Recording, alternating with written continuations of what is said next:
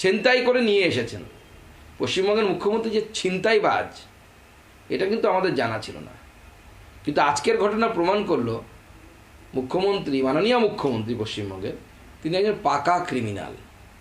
কিভাবে প্রমাণ লোপাট করতে হবে, নিশ্চয়ই যে ভদ্রলোক, সে পুলিশের লোক কিনা তৃণমূলের লোক আমার জানা নেই, গাড়ির নাম্বার, এই গাড়ির নাম্বার চাপা দেওয়ার চেষ্টা করেছিলেন, সেই ভদ্রলোক নিজের বুদ্ধিতে করেননি, মুখ্যমন্ত্রী তাকে বুদ্ধি দিয়েছিলেন।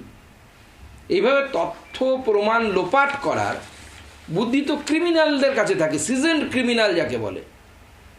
এবং আজকের এই ভবানীপুরের কাণ্ড, যেটা আমি বললাম, তৃণমূলের গোষ্ঠীদ্বন্দ্বের যে অপরাধীদেরকে পুলিশ অ্যারেস্ট করেছিল এবং মুখ্যমন্ত্রী তাদেরকে গিয়ে বের করে এনেছিল, এই সমস্ত ঘটনাগুলো পরপর প্রমাণ করছে মুখ্যমন্ত্রী, মাননীয় মুখ্যমন্ত্রী একজন সিজনড ক্রিমিনাল।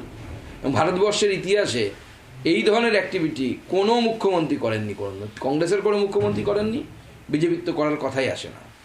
এই যে আজকে যে তথ্য আপনি যেটা বলছেন, তথ্য ছিনতাই করে নিয়ে যাওয়া হয়েছে কার্যত, তাতে ইলেকট্রনিক ডকুমেন্ট রয়েছে, তাতে জানা যাচ্ছে আরো অনেক এভিডেন্স রয়েছে, এইগুলো যে লোপাট হয়ে গেল, তাতে কোথাও একটা তদন্ত ব্যাহত হবে বলে আশঙ্কা? না, সে তো তদন্ত ব্যাহত হতেই পারে, সেটা ইডি বলতে পারবে, আমরা তো বলতে পারবো না।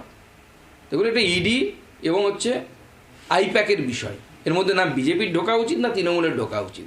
কিন্তু হঠাৎ করে দেখলাম মুখ্যমন্ত্রী জাম্প দিয়ে তাতে পড়লেন। কোর্টের নাকি ইডি যাবে, আমরা যেটা মিডিয়ার মাধ্যমে জানতে পেরেছি, ইডি কোর্টে যাবে এবং এফআইআরও করবে, এই তাদের প্রেস রিলিজেও এটা আছে যে তার আমাদের স্ন্যাচ করে নিয়ে যাওয়া হয়েছে। তো ইডির যে বক্তব্য, এবং তারপরে আমরা ভিজুয়ালস দেখেছি, হ্যাঁ মুখ্যমন্ত্রী ফাইল নিয়ে বেরিয়েছেন। মুখ্যমন্ত্রী বা তৃণমূল কংগ্রেস নিশ্চয়ই কালকে ক্লিয়ার করবে ইডি কি তাদেরকে হাতে তুলে দিয়েছিল, না ইডি যেটা ক্লেম করছে যে মুখ্যমন্ত্রী ছিনতাই করে ফাইল নিয়ে গেছেন। তো আমাদেরও সামনে স্পষ্ট হওয়া উচিত না মাননীয় মুখ্যমন্ত্রী আমাদের কতটা বড় ছিনতাইবাজ। ইডির কাছ থেকে যিনি ছিনতাই করতে পারেন তিনি তো যেমন তেমন ছিনতাইবাজ নয়, আইএসআই মার্কযুক্ত ছিনতাইবাজ।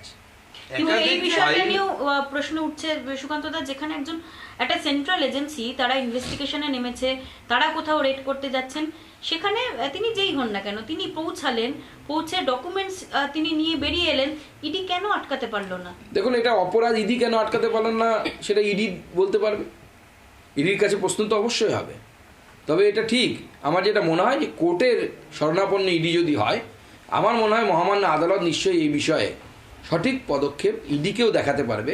কারণ একজন মুখ্যমন্ত্রী হাজার হোক তিনি জনগণের দ্বারা নির্বাচিত, তো স্বাভাবিকভাবে আমাদেরও সাংবিধানিক কিছু অধিকার থাকে, সাংবিধানিক কিছু মর্যাদা থাকে। মর্যাদাটা নিজের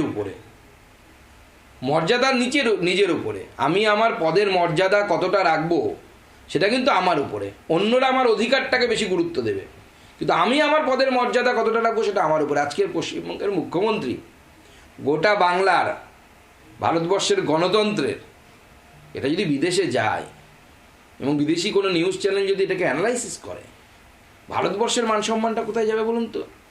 যে একজন মুখ্যমন্ত্রী, একটি ভারতবর্ষের একটি অঙ্গরাজ্যের মুখ্যমন্ত্রী ছিনতাই করে ফাইল নিয়ে যাচ্ছে, তো মানে কি বলবো, হুলিগান্সরা করে এরকম।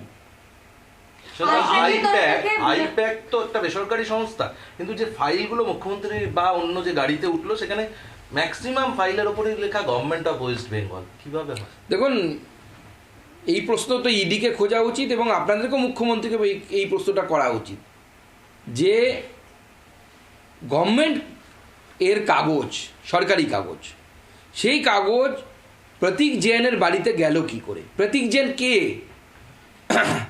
প্রতীক জৈন সম্পর্কে বলা হচ্ছে বা তার বাড়ি সম্পর্কে বলা হচ্ছে এটা আমাদের আইটি অফিস। তো তৃণমূল এত বড় দল, তার আইটি অফিস বা তার আইটি প্রমুখ বলছে প্রতীক জৈন নাকি আইটির কাজ করে, তার ঘোষণা কোথায়?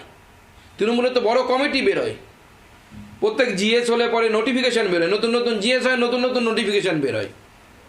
আজকের তার সুব্রত বক্সির সই করা সেই কাগজটা কোথায়, যেখানে প্রতীক জৈন নাকি আইটি সামলাচ্ছে? সেই কাগজটা তো আমরা আজ অব্দি দেখতে পাইনি। এখন ব্যাকডেটে তৈরি করে থাকলে আলাদা বিষয়, কিন্তু সোশ্যাল মিডিয়া কোথাও তো আমরা দেখতে পাইনি। কিন্তু রাজ্য সরকারের ফাইল সেখান থেকে না, সেটাই তো, সেটার তদন্ত হওয়া উচিত। আমার তো মনে হয় এটা কোর্টের কাছে যাওয়া উচিত এবং নতুন করে এর তদন্ত হওয়া উচিত। এই কয়লার কেলেঙ্কারির তদন্তের বাইরে কয়লার টাকা প্রতীক জৈনের কাছে এসছে, আইপ্যাকের কাছে এসছে, তৃণমূলের কাছে এসছে, এটা একটি দুর্নীতি, এর যেমন তদন্ত হওয়া উচিত, আবার কোর্টের, আমি তো বলবো ইডিকে কোর্টের সামনেও এই বিষয়টি আপনাদের মাধ্যমে আমি অনুরোধ করবো ইডির অফিসারদেরকে যে এই বিষয়টি কোর্টের সামনে রাখা উচিত, মহামান্য আদালতের সামনে রাখা উচিত, যে সরকারি ফাইল প্রতীক জৈনের বাড়িতে পৌঁছলো কি করে, এরও ট্রেল দেখা উচিত। যেমন ইডি মানি ট্রেল দেখে সেরকম সিবিআইকে দিয়ে এর ট্রেল দেখা উচিত যে এই ফাইল কিভাবে প্রতীক জৈনের বাড়িতে পৌঁছয়। বাংলার আওয়াজ, বাঙালির আবেগ, জি 24 ঘন্টা।